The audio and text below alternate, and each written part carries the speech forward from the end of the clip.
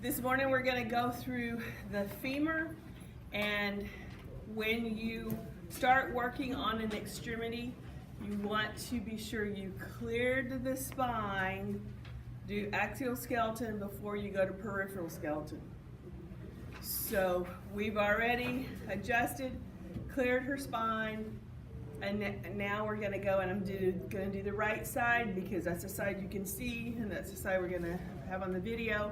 But you choose with your clinical decision if you're going to do just the complaint side or if you're going to do bilateral.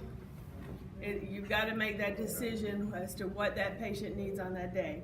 I tend to do bilateral because if they've been dealing with this issue for a while, they may have some compensatory stuff on the other side. And if that's the case, then I'm going to check both sides. But you have to choose what you're going to do on that adjustment, on that patient for that visit. So, excuse me, all extremity tests are stress tests. So we don't know if it's subluxated, and we're going to take it into what would be the subluxation if it's even there. And we'll look in position 1 only, because I'm going specifically to, in this case, the right side. So if the legs become uneven, they're even because I've cleared the spine. If they become uneven or reactive, then that is the subluxation. And I'm testing the right side. So the first thing I'm going to do here is bend her knee and take her foot away from midline. What did I just do to that femur? Internally rotate it. And then I look in position 1 and it's reactive. So to correct for the internal rotation, I'm going to let you put your hand above your head if you will. I'm going to go to the greater trochanter, place the activator on the anterior aspect. My liner drive is posterior and superior to correct for the internal rotation. And the reason you have some superior on the liner drive is because you want to go with the angle of the neck of the femur as it fits into the acetabulum. So it's a posterior superior correction, and then I recheck it to see if I cleared it. And it's even. So if she had internal, she's not going to have external. But for demonstration purposes, I'm going to show it to you. So bend the knee and take the foot across midline. That just externally rotated her femur, and look for the reactivity.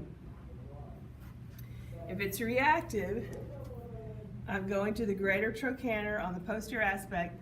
I'm going to stand here so we can get on the video. And the liner drive would be anterior and inferior. Again, going with the angle of the neck of the femur as it fits into the acetabulum. And then I would recheck it. So I'm going to stress it back into the external rotation and make sure I cleared it. Then I'm going to check for superior femur, stressing it superior, see if the legs are reactive. If it is, set up on the greater trochanter, and the liner drive is inferior. And I'm going to move just so the video can get it. Now, you can't use the side of the activator, so there has to be a little bit of lateral to medial on the liner drive in order to set up on that. Then I re-stress superior and make sure it cleared. If you didn't have a superior subluxation, it could be inferior, so you would stress it inferior, look for the reactivity, and then adjust superior. And then recheck it. Now I'm going to check for, I'm going to just move your hand away. I'm going to check for a lateral, and you tissue pull. So you get a hold of that greater trochanter and you tissue pull lateral and look for reactivity.